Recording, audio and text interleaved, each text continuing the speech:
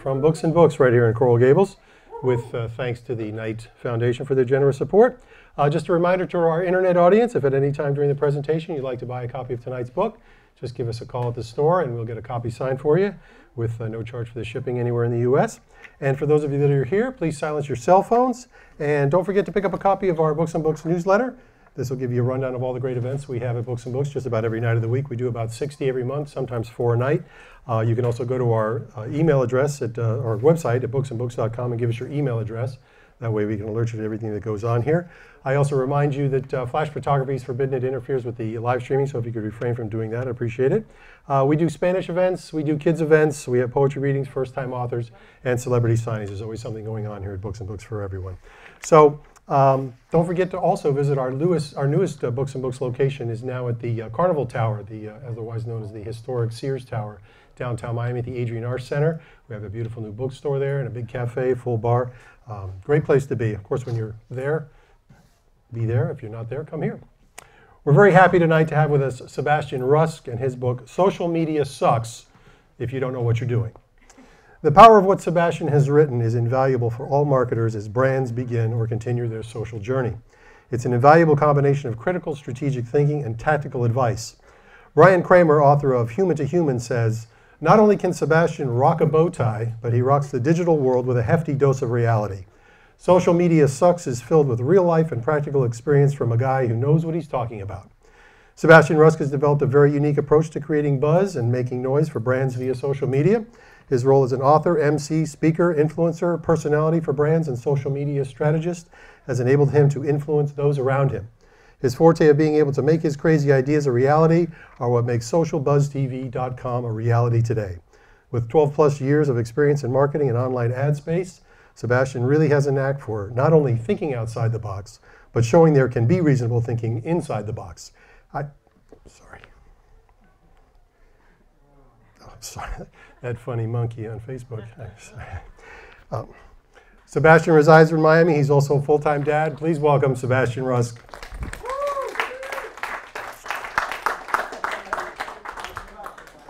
The very fact that interruption was caused because of Facebook is completely okay. Wow.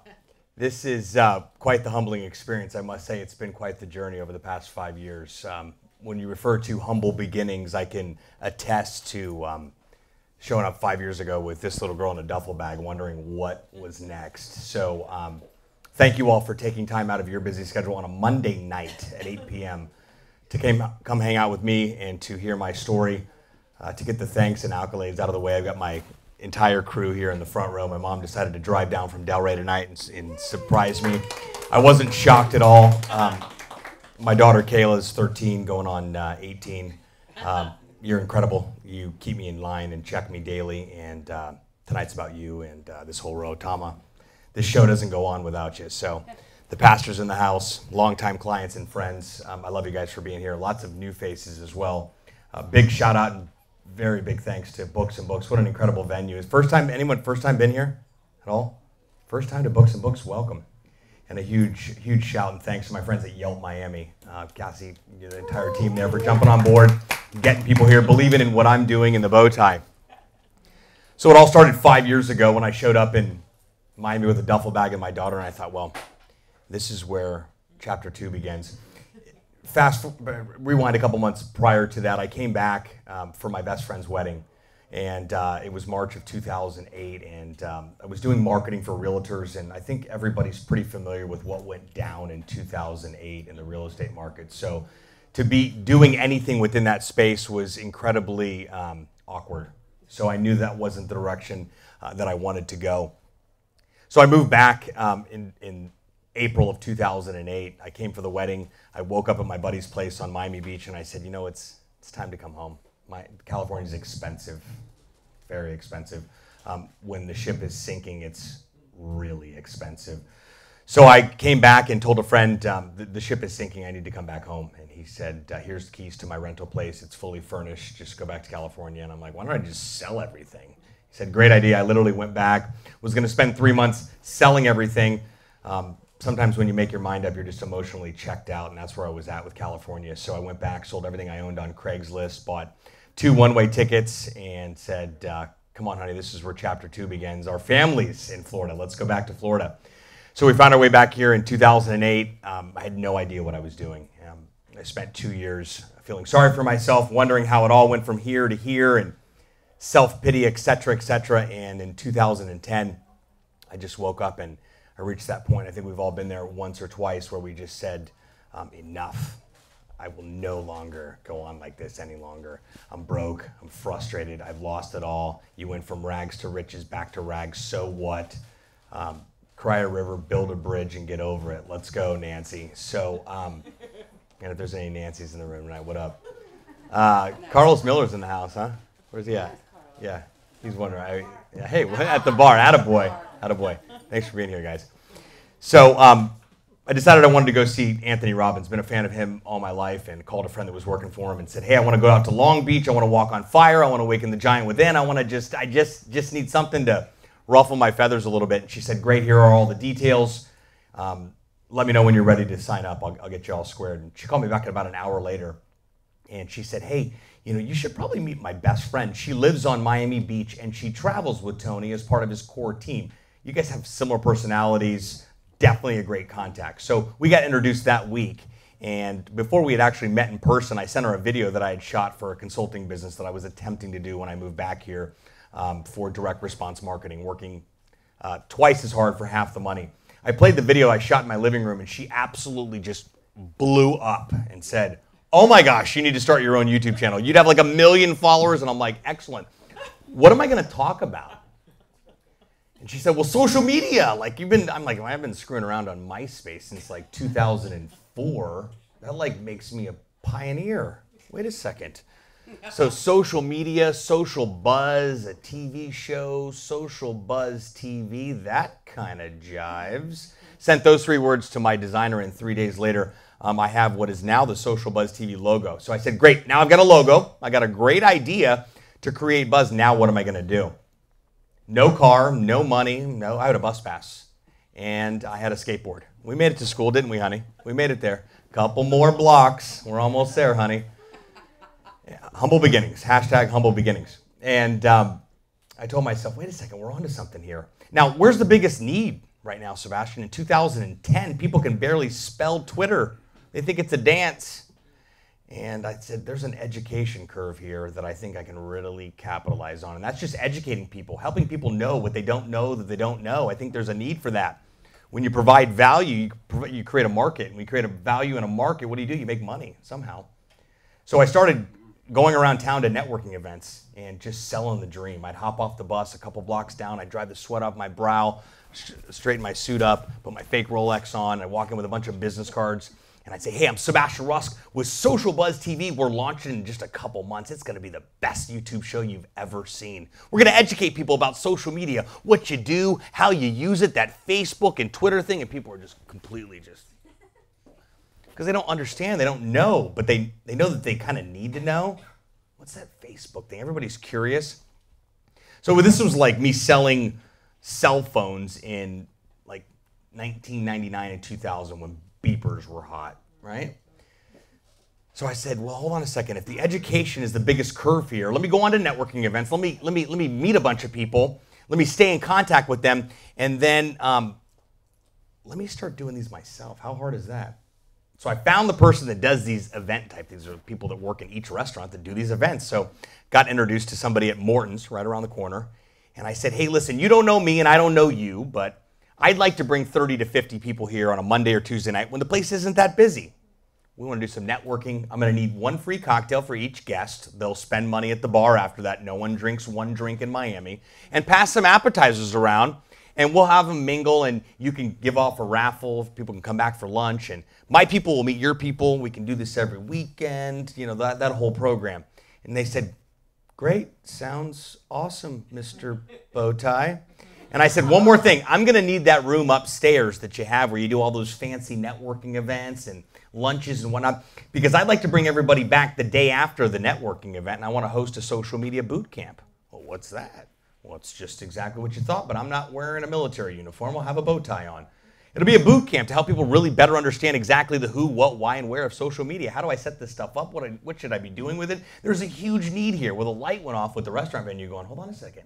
people will show up at my restaurant and venue to learn about social media. You're in, kid. So I started doing these networking events, and then one restaurant event manager would talk to another one. So the next thing I know, I was doing Fleming's, and then they would call from another place, and they would call in Miami Beach, and they would call in Brickell, and they would call in Kendall, and they would call in South, I'm just kidding about Kendall, they would call about South Miami, and they'd say, maybe you can host an event here. So I started doing all these networking events and perfecting the model. Come to my networking event, network with me, and then eventually people would say, hey, listen, what's it look like for me to park a car to go in front of your networking event? I said, I think it looks like $500. That's what I think it looks like. And they're like, great, because our budget was $600. I thought, hold on a second here. So people are coming to my networking events. I'm never charging for them because I believe people shouldn't have to pay to network. But if you want to be seen with my crowd, and you want me to drive that little smart car up to my event, now there's going to be a price attached to that. That continued to grow. That model continued to grow. Sponsors started to show up. I started to generate revenue, and I'm like, okay, cool. People are paying me to have their banner at my event. Wow. And then people are cornering me and saying, hold on a second. Maybe you can help me out with my social media. My local business needs a Facebook page. Will you take $300 to set up a Facebook page? And I'm like, will I take it? Gladly. So I had a business without knowing I had a business. I spent a year having no clue where I was going. I knew I was going because I was on the bus. I'm like, I'm going to the Gables that way. And I'd skateboard and get around, and we'd hustle our way. And then we got a scooter, and then we got a rust bucket that was 19 shades of rust. I mean, a Toyota Corolla. And we started to get around town, and you act as if. Somebody told me a long time ago, Sebastian, you play the part, you become the part. I'm here to tell you right now, that is the truth. And I also told myself when I launched this brand, if you make enough noise, someone will come knock on your door. I guarantee it. And the likes of Ford Motor Company, Coca-Cola, Perry Ellis. This bow tie was crowdsourced online with a bunch of buddies of mine that started a conversation about bow ties on Twitter that ended up in the hands of a handmade bow tie creator in San Diego. And she furnished the same bow tie for all 6 of us. And we started a campaign, and all of us wear it, and we're speakers and influencers, etc. It's just crazy how it's all started to culminate and come together. So I said, well, hold on a second. People are coming to my events. They're coming to my boot camps. They're paying me to set up Facebook pages. Let's launch an agency. So we did that in November of 2011. And that allowed us to create a solution where you could come to my networking event, you can come to my boot camp, and then I can help you set up your social media. And then it kind of stopped right there because I was like, well, then what? Because if I'm sending stuff out on Facebook for you, what's happening? And businesses think in the mindset of, if I'm going to give you this, then I'm going to get this. And social media doesn't do that. I stood here in 2011 and watched Gary Vaynerchuk, one of the biggest mentors in my life, say, I've got sprinter's clothes on, but I'm a marathon runner. And friends, social media is a marathon. It's not a sprint. You're not going to post something on Facebook and break records and go public tomorrow. There is no Facebook millionaires. Well, there is, but they're called Instagram, they're called Snapchat, they're called larger names like that. So I wanted to continue to conceptualize, but it was important that you create a category of one, right? There's a lot of people doing social media these days. We're doing social media. What's that category of one? So I put a bow tie on one day and I said, you know what? I can go out in public like this. And people will take me seriously. I'm hosting networking events, I'm teaching you about social media, and I'm handling your social media. Well, let's add one more layer to that. What does that look like? Well, as I continue to build my own media empire, Hollywood, keep your networks and all your rules and your contracts and your bait and switch. I'm creating my own media outlet through my own YouTube channel, through every means of channel, through Facebook, through Twitter, through YouTube, etc. I call the shots. Hollywood calls now and they want to give me a deal on my show, I'm going to call the shots. Because the second you give them the opportunity to do that, they want to change everything. Now the rules have changed significantly. So I said, well, what does it look like to identify clients? If I love books, wow, books would be a good client. My goodness, I could go read books there. I could have lunch there. I could do a book signing there. I could send clients over there. So they're sponsoring my events. They're coming to my events. I'm handling their social media. I'm using their product, talking about their product, endorsing their product, talking about their product on YouTube, sharing the idea, and people are saying, hey, where was that book talk again? Where was that? Oh, Books and Books. I love that place. I've never been there. I live in Bell Harbor. I went to that location. Or they've been to the downtown one? Never a bad time on Lincoln Road, right? That very organic storytelling approach started to take place. And I believe we are living in a world of disruption, an age of disruption. If you don't believe me, just ask Blockbuster. Netflix did a great job of coming in and putting those fools in the chokehold. That's just the reality. I wrote a book called Crush It from Gary Vaynerchuk. You'll read a lot about Gary in the book. somebody said, Sebastian, in the midst of all this, let's go walk on fire, and Tony Robbins, they go, you got to meet this guy, Gary Vaynerchuk. You read his book called Crush It. He's like identical to your personality. He's like, you got to buy the audiobook because he reads it though. And I said, cool, how much is the audiobook? He's like, $15. I'm like, cool, that brings my net worth down to about $36. Awesome. He goes, no, don't worry about it. I'll give you my Audible login. You can borrow it. I go, really? So I'm not a reader. I'm a published author, but I'm not a reader. We'll talk about that later. And I started listening to Gary read Crush It. And basically, the name of the book is Crush It. Now is the time to cash in on your passion. I believe he wrote it in 2008. And he started to say, what are you passionate about? What do you like? What are you excited about? Start blogging and writing about it and talking about it. I guarantee you there's somebody out there that wants it. And the antennas just started to go up. And I thought, hold on a second. So I got a hold of Gary via email and on Twitter. And we started to be in touch. And I started to ask him questions. And he was just so readily available. Got his start in the wine business with his family. Took wine online. When people said, you're not going to sell wine online. Took the business from $3 million a year to over $80 million a year within 8 years. Tremendous amount of growth. And then parlayed that growth into becoming really a digital celebrity and launched his own digital agency and is doing some incredible, incredible things. Wrote a second book called The Thank You Economy a year later, and I got word that the book signing was happening in Miami, and it was happening right here at Books and Books. So I reached out to him and his team, and I said, hey, I'd love to do a normal in-the-hallway flip cam with my phone, whatever we got to do, real quick interview. And they said, they got back to me the day before. I thought, that's not going to happen. He's a busy guy. And they got back to me the day before and said, Gary's in, can you meet him there at 6:30? And I said, I certainly can. A few hours after that, my phone rang, and it was a film production company that said, hey, we've been watching you, dude. You do some really cool stuff. We're local here in South Florida. We actually just did Russell Simmons' book signing at Books and Books in Coral Gables. We'd love to work with you. When's the best time for us to try something out? I'm like, what are you doing Tuesday night? About 7 o'clock. They rolled in here, full camera crew, the whole nine. Gary showed up an hour early, went to the room directly across from the bar over here and sat down.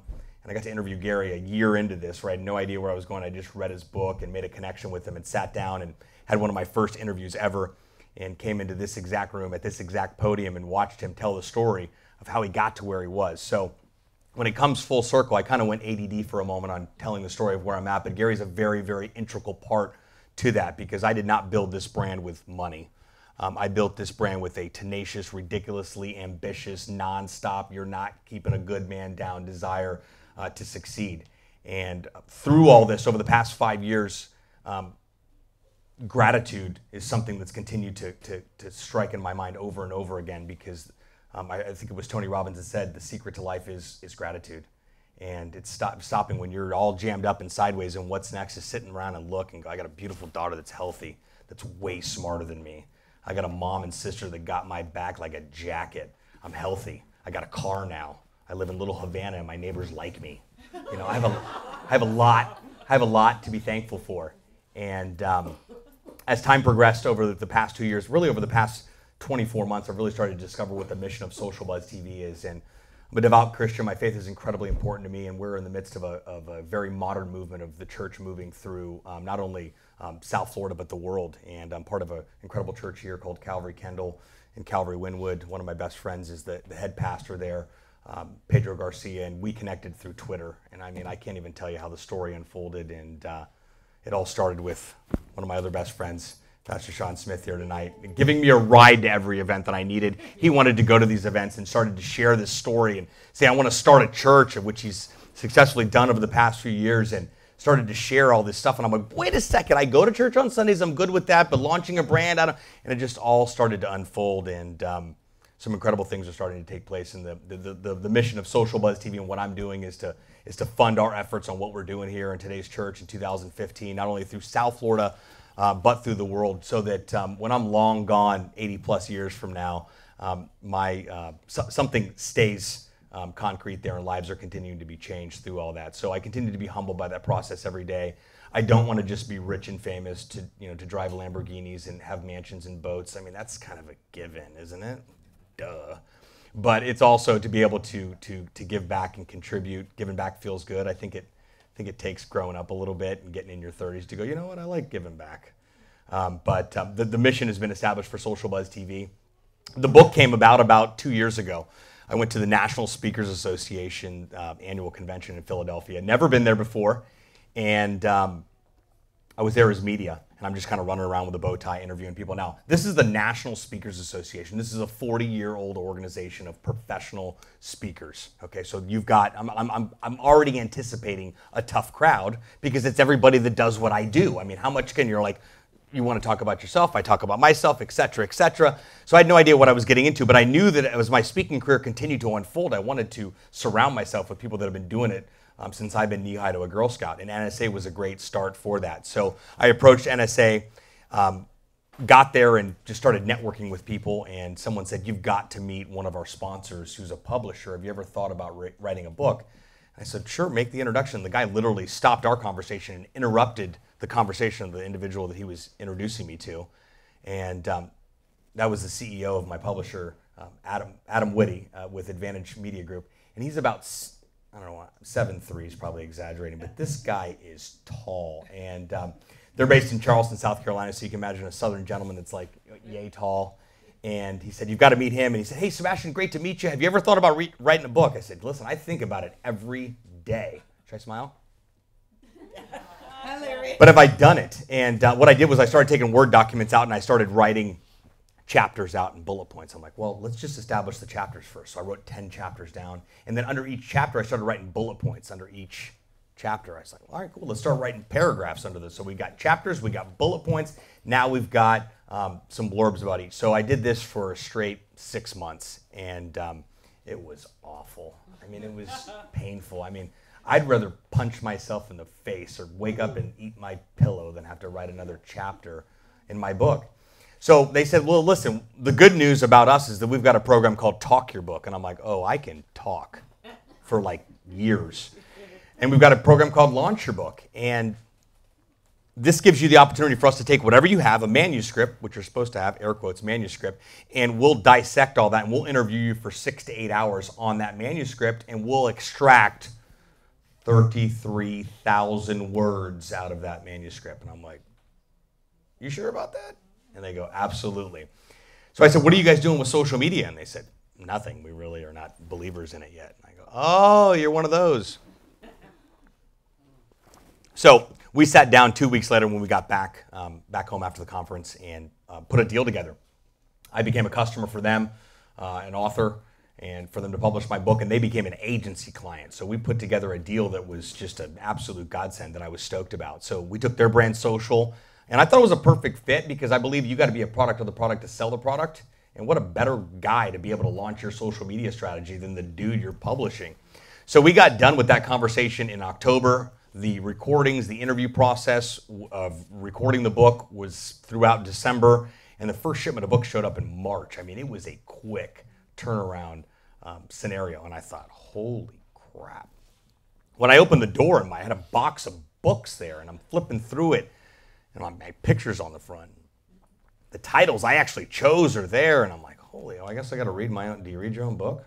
Should I read my own book? I'm going through that whole process. But they also act as a speaking agent for me as well, too. So they do a lot of sponsoring of events. So they came to the table with a pretty sizable speaking engagement for June of last year with an organization called the EO organization, the Entrepreneur Organization. A stellar group of individuals to be in touch with. And that was in Philadelphia. And who was the opening keynote? Not me. Gary Vaynerchuk was the opening keynote to the tune of, I don't know how much he commands for an hour talk, but well around 50 to 60,000 for an hour. And I was doing 3 concurrent sessions right after him. And I thought, wow, this is going to be a tough act to follow. It's Gary. And it wasn't, because everybody that showed up to my breakout session said, had Gary not opened up day 1 at 9 a.m., and that opening party before a conference starts is a brutal long night. Everyone was in their seats to hear Gary crank it up for an hour and help people better understand what's really going on in the digital space. So I had 3 concurrent sessions after that. It was just another great opportunity to run into Gary in Philadelphia. And of course, where was Gary headed right after his talk? Miami, because he made good friends with Eric Spoelstra, and we happened to be winning at that time and be in the finals. So he was headed to Miami. I was in the Northeast, but it's just crazy how the journey continued to unfold. Why did I write the book? I wrote the book because people continued to ask me what my opinion was. What do you think about all this? Where are we going with all this? I think one of the most brilliant quotes I've heard to date is from Gary, and that is, social media is overthrowing governments in the Middle East. Do you really have the audacity to think it's not affecting your brand? I mean, really, for lack of a better phrase, it takes some real big guts to think that it's not going anywhere. If you're not on Facebook, you're shady. It's 2015. What are you hiding? There was a point in time we didn't need fax machines. There was a point in time we didn't need beepers. All of my parents have smartphones and are on Facebook right now. Do you know how freaking scary that is? It really, really is. But it's that turn in the road that we all make with technology and where we're going, and it's just getting faster. And when I heard Gary stand here in 2011 and say, you guys are going to think I'm crazy with this scenario, but let me just break it down real quick. And this was 2011. And this is when I knew that integrating the bow tie into what I was doing with Buzz and social media strategy, etc., was the direction I wanted to go. So tomorrow morning you wake up and you go for a run. Most of us have tracking and how far we've ran and how many miles and we've run and how many calories we burn, etc. And we can take a picture and we can post that to social. Or maybe we just send out a post on Facebook that says, going for a run.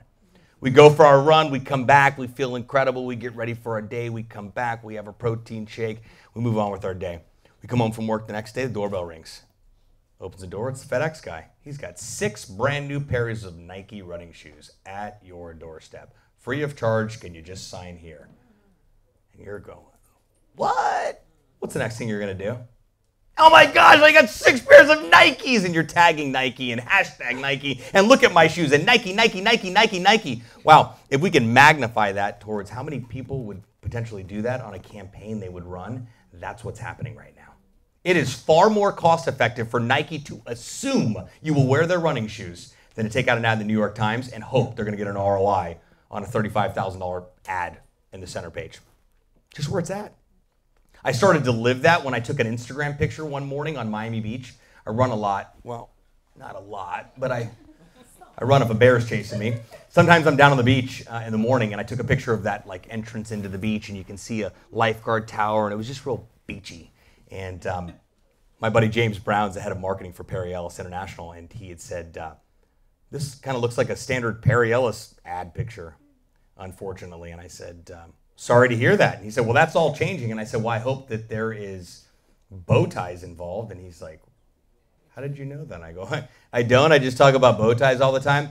2 weeks later, knock on my door. It was a FedEx guy with a package with 5 bow ties from Perry Ellis's brand new spring collection with a handwritten note and a keychain that said, hey, Sebastian, we hope you enjoy these bow ties as much as we enjoy our new spring collection. And I thought, hold on a second here, folks. We are really in the midst of an incredible, incredible shift in the way we communicate and brands effectively communicate.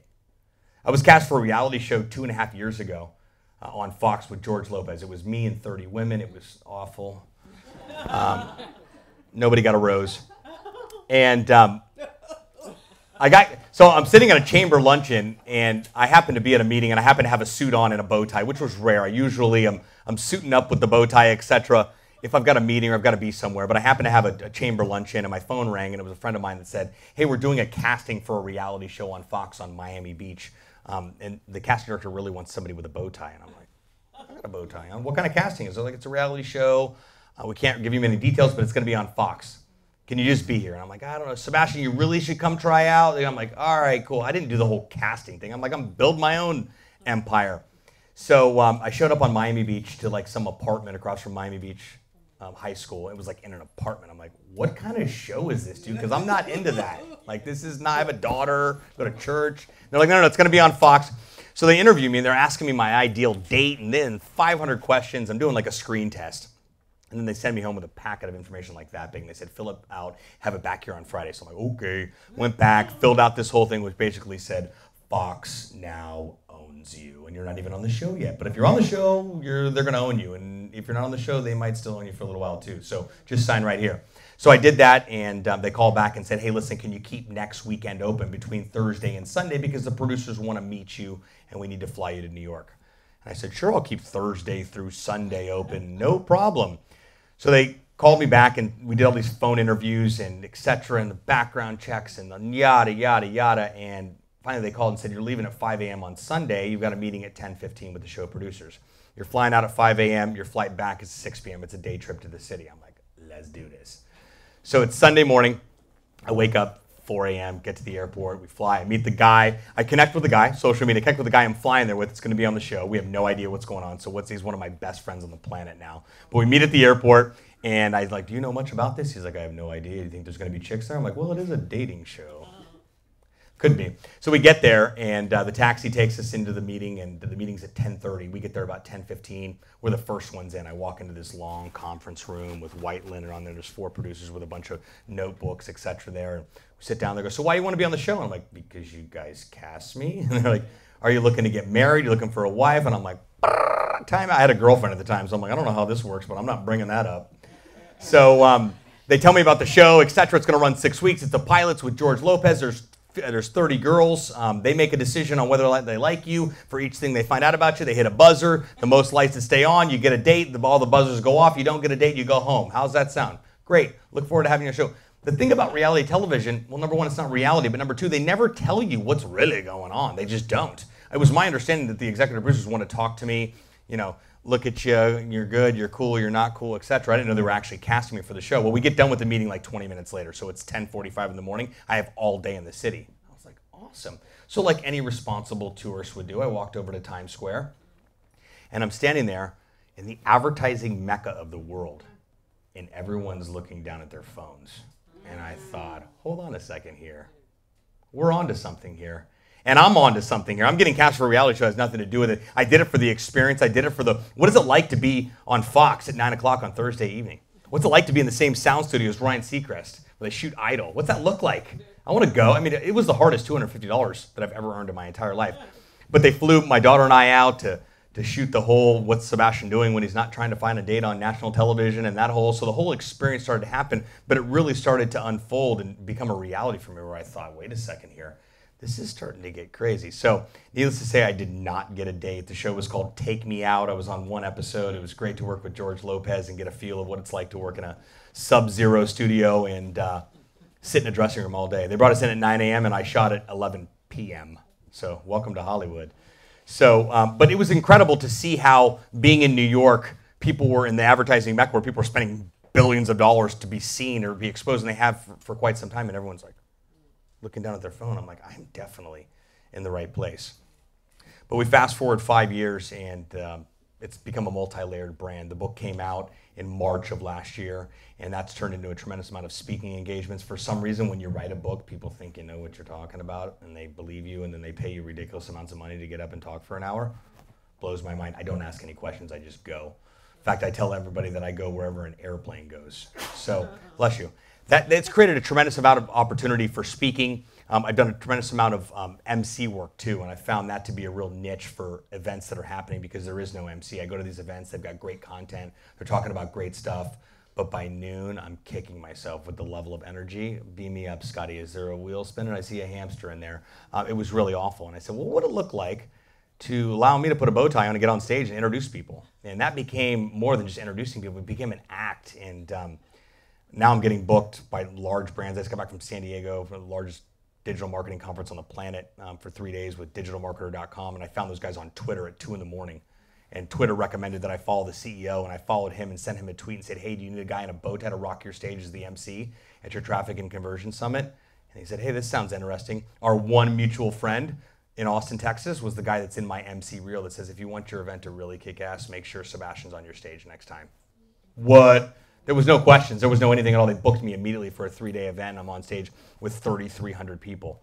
But you know what I learned? It's the same thing with 300 people as it is with 3,300. I thought I was going to be a little bit more nervous or a little bit more, I don't know, but opportunities have continued to arrive. But it's not just being an MC. It's showing up at the event and I'm tweeting and I'm posting when I'm not on stage and I'm posting videos and I'm doing selfies and I'm running around with a video camera that's provided by the event organizer and I'm interviewing speakers and I'm doing dialogue and I'm providing not just an MC component but a live social buzz component.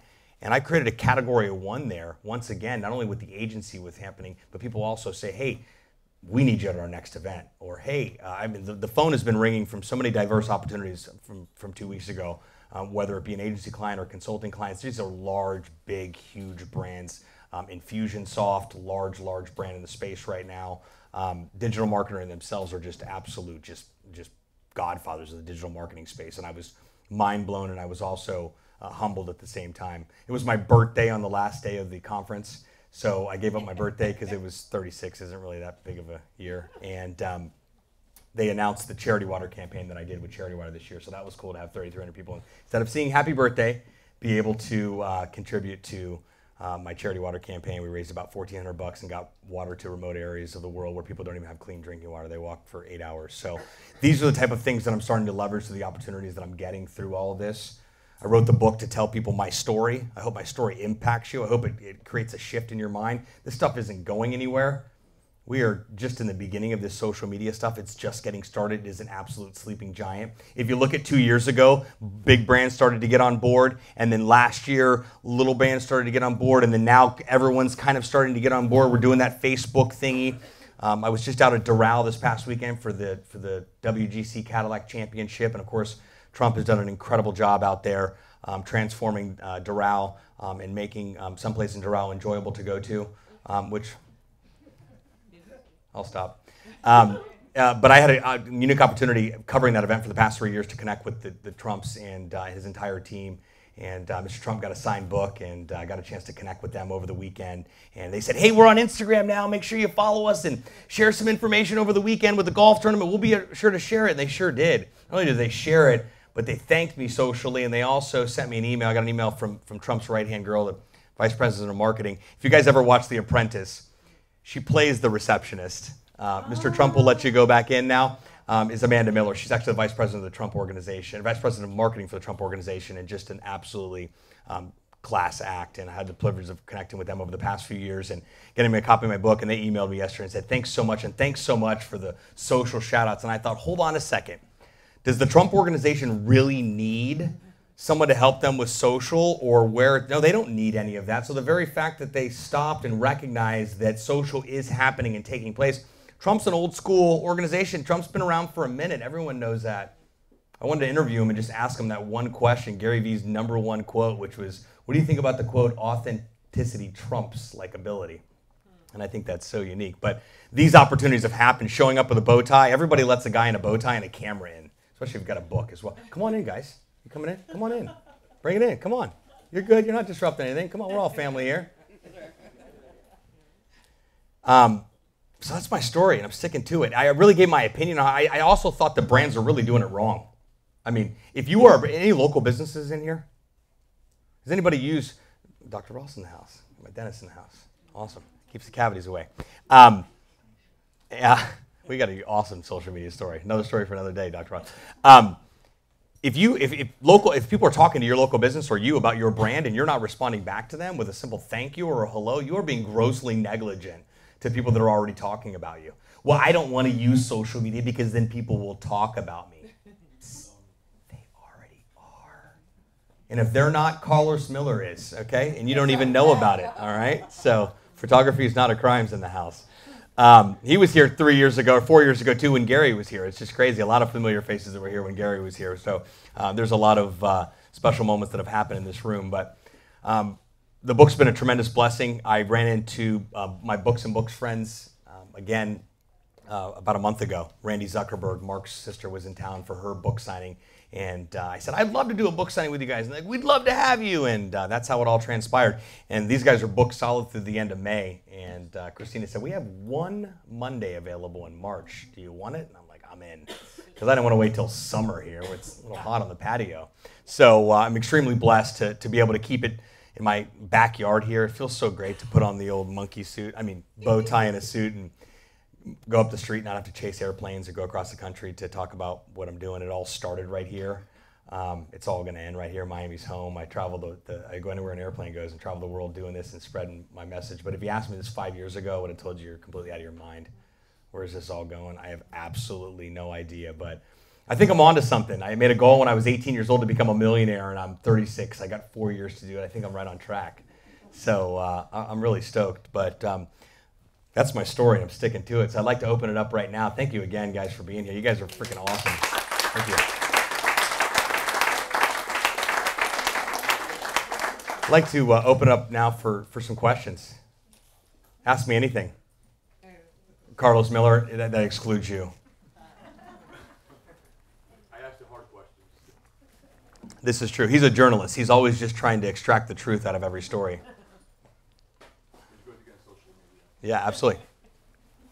Sebastian, did you just recite your whole book just now? I didn't.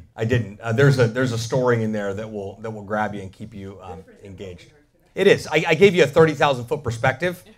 Whet your palate a little bit to go, you know what, let's dig in and see what the whole story is really all about.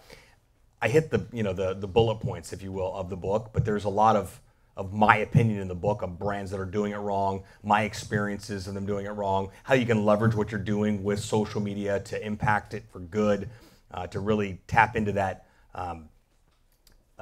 generosity and gratitude element of having a brand, social good, if you will. So there's a lot of elements that I kind of move around, but it's not a how-to. There's plenty of those out there. I'm definitely not a how-to. Let me tell you my story.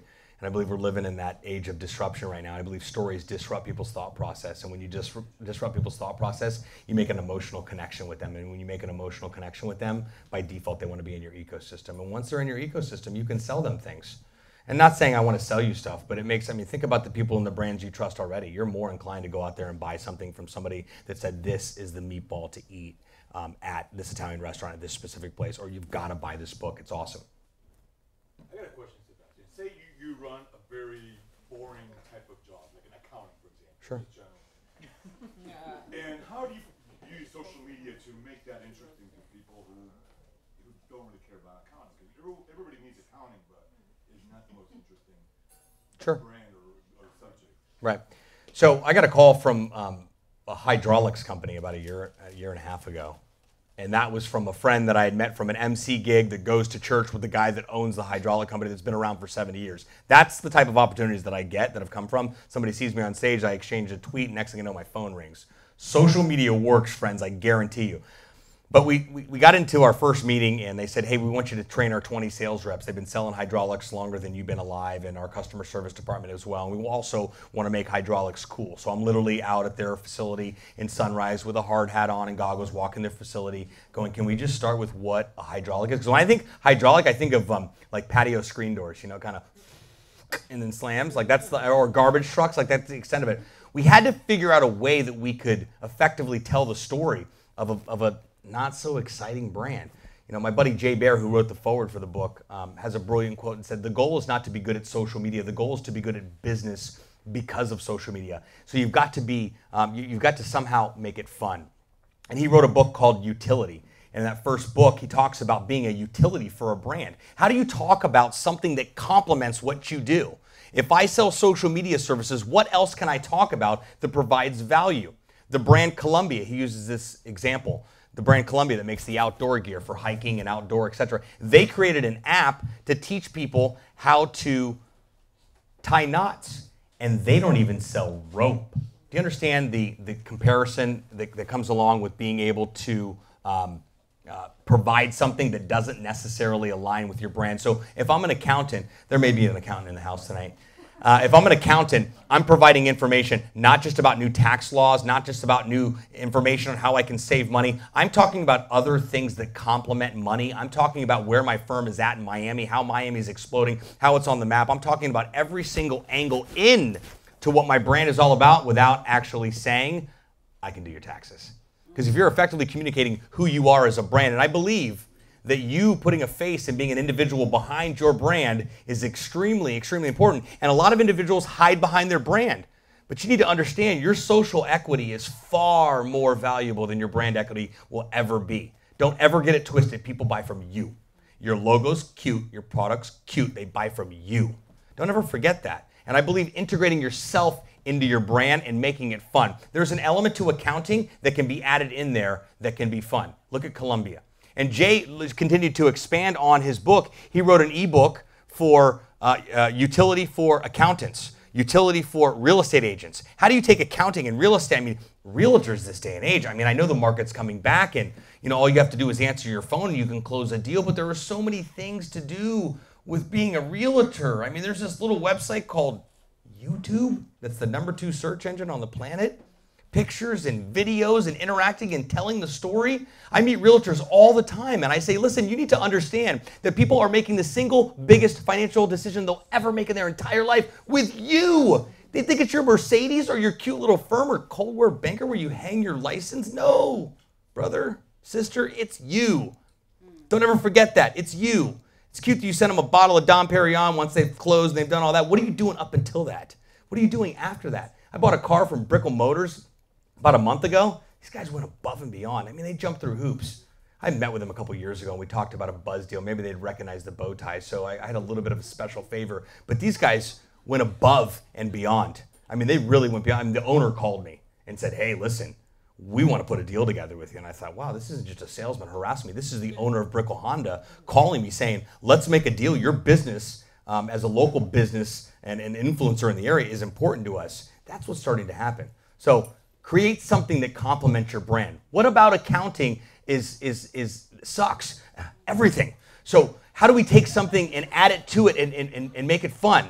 You be the face of the brand. You talk about the brand. You create something that draws people in to go, you know what? There's something different there. Everyone needs an accountant. I'm hunting for a new one right now. My sister just got done hunting for one as well. Couldn't find one locally. Went with one in our hometown in Indiana. I mean, there's a need for accountants out there. I know. Your eyes are about to pop out of your head. Yeah, absolutely. Charging twice what it would cost in Miami. Again, there's a need for what you're selling and what you're doing. How do you set yourself aside? Steve Martin has a great quote. Be so good they can't forget you. I guarantee you, if I never see you ever again, you will never, ever forget about being here tonight. You'll never forget about meeting me. You'll never forget about getting my book. And I made it that way. I really did. Questions? You're basically a web designer? I am not a web designer. I am not a web designer. Web designers are people that build websites. If I call you and say, I want my business to be out there, what do we talk about? Well, there's a lot of out there. We got outer space, we've got Kendall, we've got Coral Springs, we've got a lot of out there. Online. Social media is an effective medium for you to tell the story of your brand. I am a storyteller, and I take what you've always done to effectively communicate the story of your brand and take that digital and take that social. I've done signs in yards as a realtor. I've done direct mail. We did telemarketing. We sent flyers out. We've done great. How do we take that same message that we know has worked over the past 20 years or umpteen years that you've been in business and start to communicate that on Facebook and on Twitter and through video, etc. What I need to do. Correct. Why? I give you an idea of what you need to do. Then I need to go out and find somebody to do it. Well, it's exactly. Well, you need a website. You most definitely need a website. And if you don't have a website, you need a website. And yeah. You know, Bill Gates said in 1999, if you don't have a website, you're not in business in the year 2000.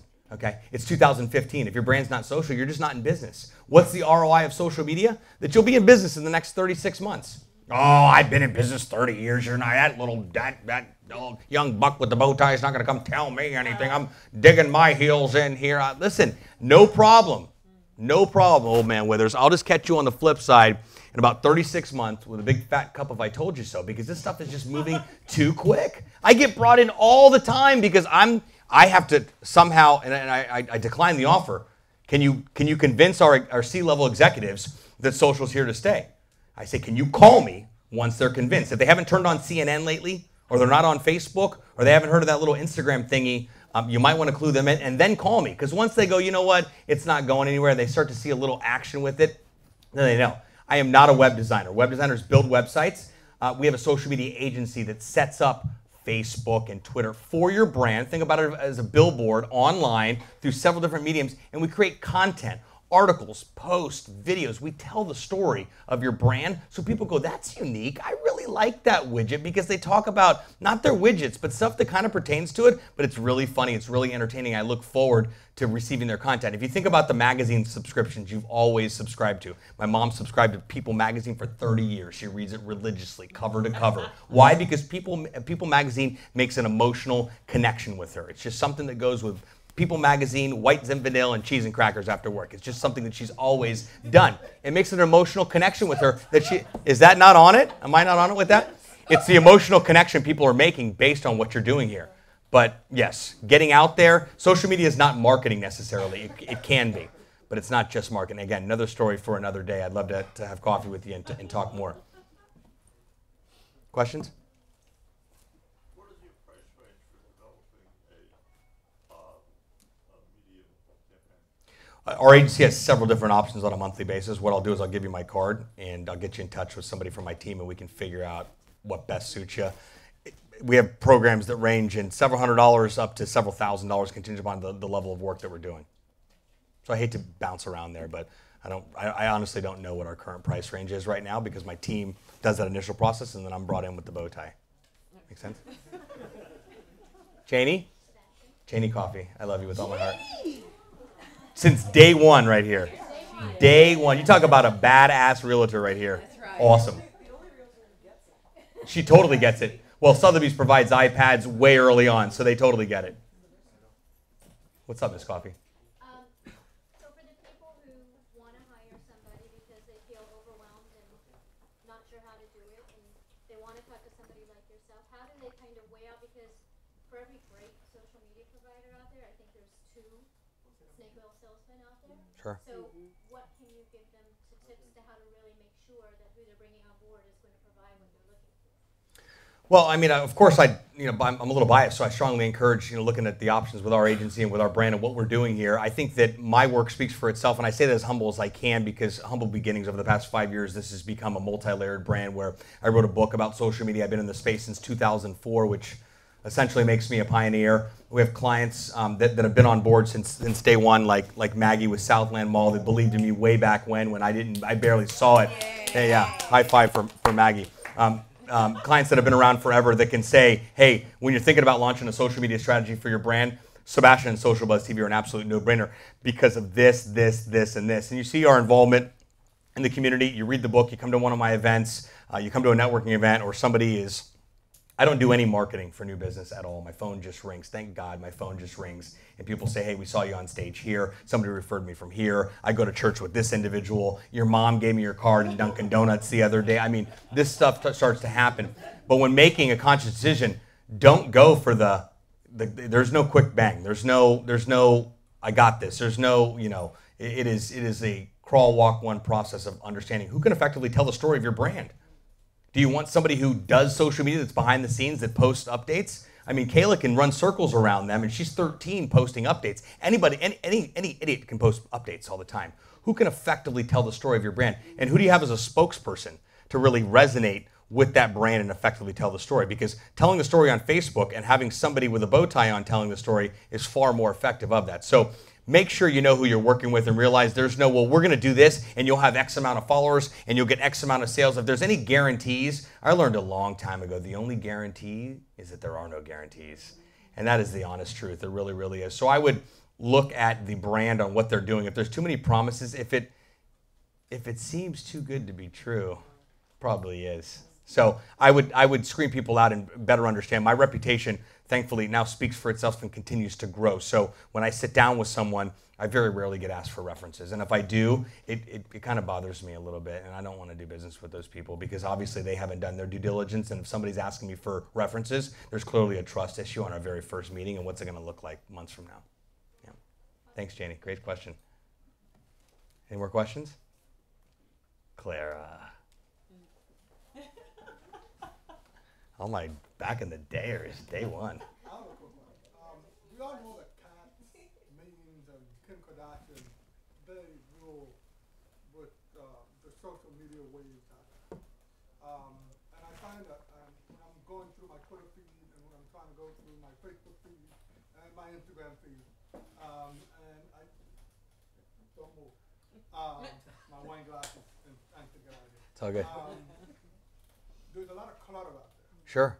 And I find that companies are having a difficult time cutting through that clutter. Sure. Can you give us an example of a company that has effectively cut through that clutter, or maybe? Well, you use Mrs. Kardashian West, and you lube yourself up in baby oil and start spraying champagne everywhere, butt naked. You're going to see some interaction with your brand. Not all of us have the unique opportunity to be able to do that. All kidding aside with that. Kidding, not kidding. There is a lot of noise. So I get asked a lot, how do you create a video that's going to go viral? I'm like, how do you win the lottery? I mean, I really don't know. Cutting through the clutter is, again, the goal is not to be good at social media. The goal is to be good at business because of social media. So how good is your business? How effective is your marketing? And how are you effectively tying social into your existing marketing efforts so it complements it? If we look at the Super Bowl 2 years ago, Oreo knocked it out of the park. The lights went out during the Super Bowl. They had a team on hands. I don't care what people say. They had an executive team. They had people on. They had people there ready for what we now call a real-time marketing opportunity. The lights went out. They put together a meme and pushed an ad out socially that says, it's okay to dunk in the dark. What? They killed it. They absolutely killed it. The Grammys last year, Pharrell shows up with that ridiculous hat. Arby tweets out, hey, can we get our hat back, Pharrell? 4 o'clock in the morning, at an after party, Pharrell responds back to Arby's and says, why you want to start some beef? The hat was then auctioned off for $44,000. Arby's bought it, and that money was donated to Pharrell's foundation. That's real-time marketing, friends. Does that mean get on a large award show and start talking about your widget that you sell? No, but get in the conversation. Those are some of the most incredible opportunities to get in a conversation because you never know what's going to happen or when your brand is going to be relevant. You just don't know. You have no idea. Century 21 could be the title sponsor. Caldwell could be the title sponsor of a large award show or huge event. And you as a realtor just chiming in or saying something ridiculous or funny or posting a meme could lead to someone following you in another conversation. And next thing you know, you've got a prospective buyer in your hands because you took the time to join the conversation. And that's Twitter's tagline, join the conversation. But how do you cut through the clutter? Find an effective way to communicate your brand. You got to be a little edgy. You got to ruffle feathers a little bit. You got to piss a couple people off, but you got to be cool about it. You know? Does that make sense? Okay, you dig. Awesome, I dig. That's a good question. I dig. It was an excellent question. It really, really was. What other questions do we have? How are we doing on time? One more question. Awesome. Brenda, so good to see you. Another day one here, back in the day. Leguizamo was in the house. Yes. I really appreciate that you keep it real. You are yourself. You don't BS. And yes, some people will like that, and some people will not. Can you talk a little bit about being real, being yourself, being true to you, to be able to authentically, share the stories like you said, and also attract people that are like-minded like you? Because yes, some people will agree with the way you express yourself, and some people will not. But can you talk a little bit about that? Sure. I think people's bullshit radars are up here now. They used to be about here, but they're up here. They're reading right through that. And why even gamble a potential customer opportunity business op by trying to put up a front of who you think you are? I mean, I run into people that show up at networking events with no business cards. I'm like, is this real life? What are you doing here? Well, there's free drinks and appetizers. Welcome to Miami, and I love Miami. But it happens. Authenticity trumps likability. That's it. If you see who I really am, but you don't like me, we're not doing business. We're just not. But when you see people say you're out and about, you pulled an all-nighter at that event you had on the beach with Fashion Week, and then you were at church on Sunday, and I'm like, so people that do all-nighters can't go to church? Like, well, I mean, you talk about church a lot, and you talk about business a lot, and, I didn't know that, and my response is, I didn't know Christians. I'm like, listen, Christians don't tell Christians that other Christians don't do that. How about that? I hate going to church. I don't like it. I used to go there. It was guilt and shame and the whole program. I thought the walls were going to fall down. I'm like, me too. I grew up Southern Baptist. That's like one step away from prison or Catholicism, one or the other. It's a whole different element. Just come with me one time. Now, I want to create a platform. I believe when you're famous and you have a platform and you have influence, people do whatever you want them to do. And I just want to tell people to go check out the church over in Wynwood with the spray-painted walls of the theater and just go check it out. I guarantee you're going to think it's an Incubus concert. And if you hate it, you never have to go back again. But if you do like it, there's a chance that your life could potentially change because what you've shared with me thus far, the path that you're on may need a little altercation, but I'm not here to tell you that. Just meet me over there on Sunday, and then we'll go over to Wood Tavern and grab a beer after church. And they're like, wait a second. So we're going to church, and then after that, a bar. Yes, it is. Who you are in here is who you are out there. Who you are at home is who you are at work. And if that's not there, it will be found out. You will be found out. And that's people's biggest fear is being found out. And social media is here, and that's what people hide. And you can hide all you want, but I guarantee, here's where people's thought process is right now. I Google you. I get to your crappy website. I can't connect with you socially, but I can go back to the original page and I go to your competitor's site and they've got a pop-up window. I can chat with somebody. I can tweet and post and Instagram and like and here and there, and I'm back and I'm like, I've already forgotten about you because I'm lost in their social sphere already. I'm already lost in that. Why? Because they understood the value of grabbing people immediately. People are now judging you as a brand if you're not social. They're judging you. First of all, every single one of us in this room judge. We're human nature. It's just it. We walk up somewhere like, look at that. Look at that. Oh, wow. Look at that. Did you see that? I didn't. This guy's got a bow tie and he wrote a book. I can do that, you know. People judge. And people judge, especially when you're a brand. So you got to keep it real.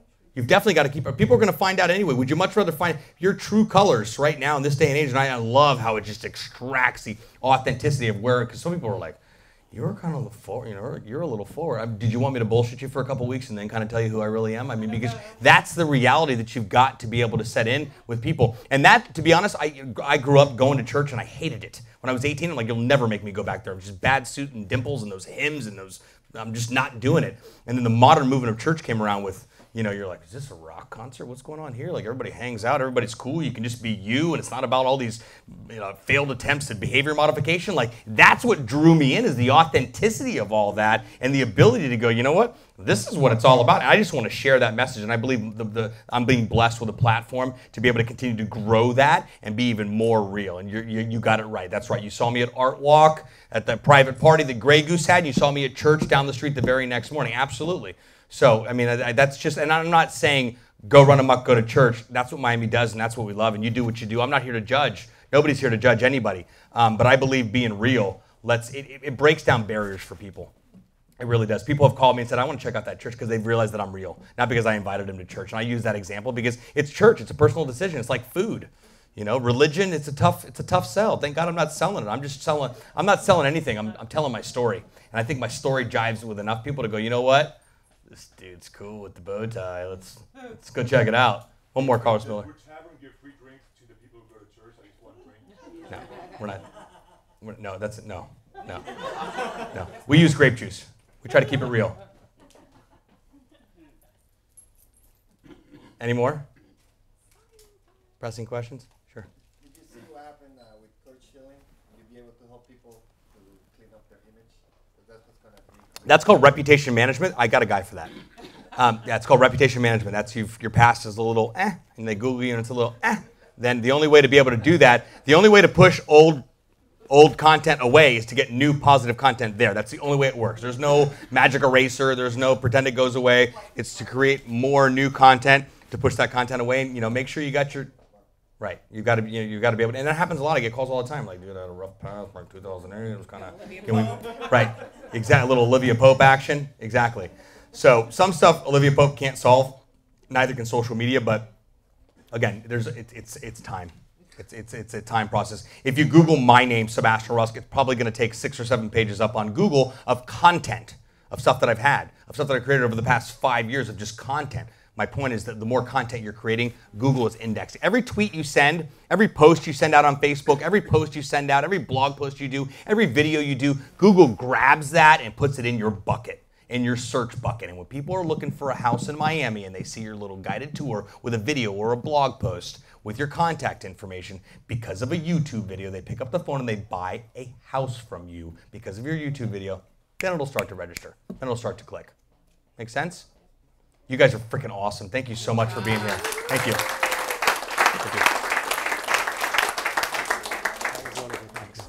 We can get a better round of applause for that, can't we? Yeah, all right. Folks, for those of you that are still watching online, don't forget to give us a call here at the store. We'll get a book signed for you. We'll ship it to you. Also, don't forget that all of our Books and Books events that are live streamed are also archived, so you can check out this event tomorrow if you want to watch it again. If you didn't get all of it here, I know sometimes it's difficult when you're here watching to really absorb everything. You can watch it again. And for those of you here, the books are for sale behind the counter. Don't forget to follow Books and Books as well. Books and Books is on Twitter or on Facebook or on Instagram. We're branded very well. Thanks to Sebastian as well for being here. He'll be signing the books over here. They're for sale behind the counter. Thank you all so much for being here this evening.